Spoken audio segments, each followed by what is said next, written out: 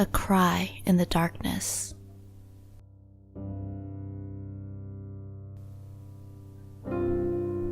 Adam Dent was not a man who you would call lively or amusing. In no way could it be said that he was a pleasant joker or a silly heart. Adam was not a cruel or mean-spirited man. He just saw the world as an unpleasant and even at times vile place. This all changed, however, the day he met Mel Reinhardt. Where Adam was dull and cynical, Mel was playful and full of life.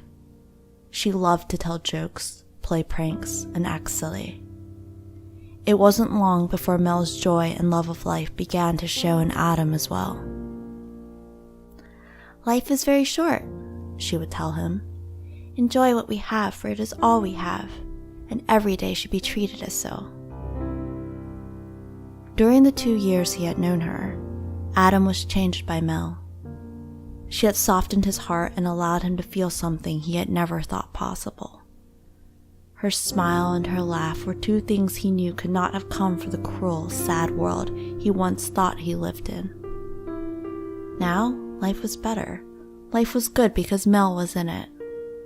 And on the anniversary of their meeting at the same cafe where they had met 2 years prior, Adam proposed. "Oh yes, of course I will marry you," Mel said, her smile melting his heart. "Oh Adam, thank you. You have made me so happy." "No," he said. "It is I who have been made happy, blessed by the gift and the treasure, which is you." The couple spent the next few weeks discussing their wedding plans and the many wonderful things they would spend their lives doing. Then one day, Mel did not show up to meet Adam for lunch at the cafe.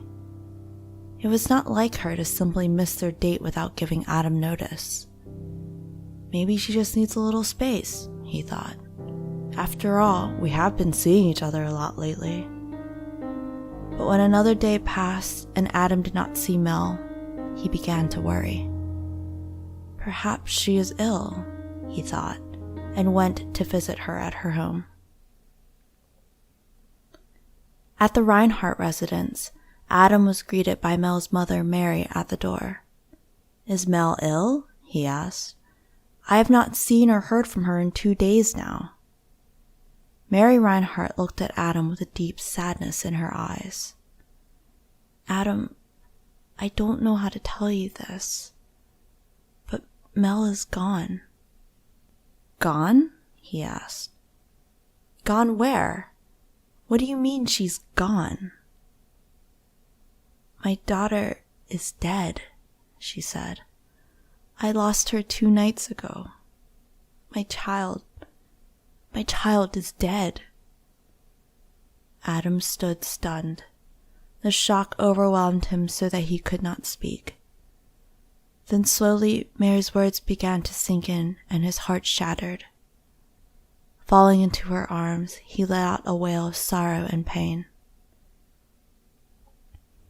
Time went by and Adam's friends and family tried to comfort him the best they could, but it was to no avail.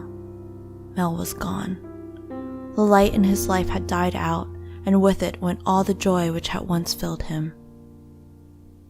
6 months after Mel's death, Adam himself was found dead beneath a bridge near his home. Police had ruled death a suicide.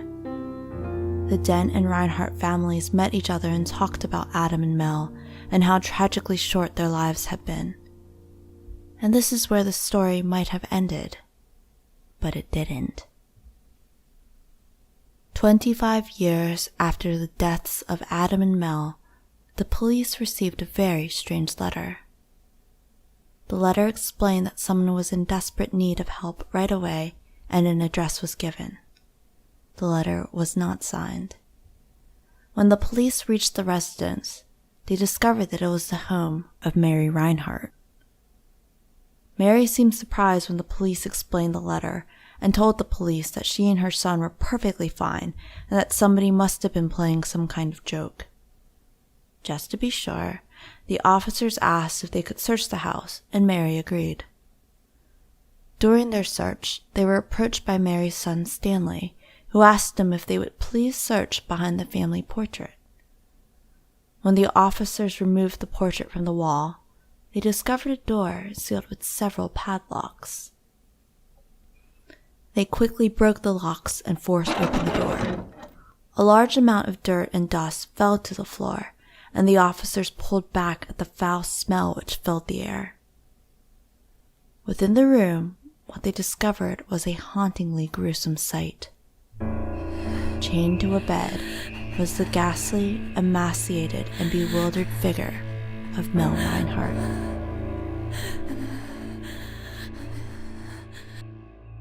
Stanley told the police that when Mel had told her mother that she and Adam were to be married, her mother greatly disapproved and forbid the marriage to happen. Mel told her straight out that she was going to marry Adam no matter what she said. For days, Mary Reinhardt tried to get her daughter to change her mind, but Mel adamantly refused. Feeling she had no other recourse, Mary locked Mel in her room and told her that she would have to stay inside until she accepted her wishes. Despite the promise of release if she would simply bow to her mother's demands, Mel refused to give in. Several days passed, and her mother cut a small hole into the door and allowed her food and water and nothing else. According to Stanley, despite their mother's cruelty and torture, Mel never gave in and would bang on the walls and scream all night long. Stanley would hear his sister crying and pleading to be released from her tomb, but never once denounced her love for Adam. Finally, Mary had Stanley seal the entire door behind a wall except for the small opening which they covered with the family portrait. After that, they could no longer hear her screams. At this point, only a bit of water and a few leftover scraps from the table were given to Mel each night. This went on for over 2 decades until Mary Reinhardt's health took a turn for the worst. Fearing that she would die and leave him to the task of seeing to Mel, Stanley notified the police. When Stanley told this story, the police arrested him and his mother. Mel was taken out of the small prison where she had spent the past 25 years and taken to a psychiatric hospital. Sadly, she lived only for a short time after that and never regained her sanity.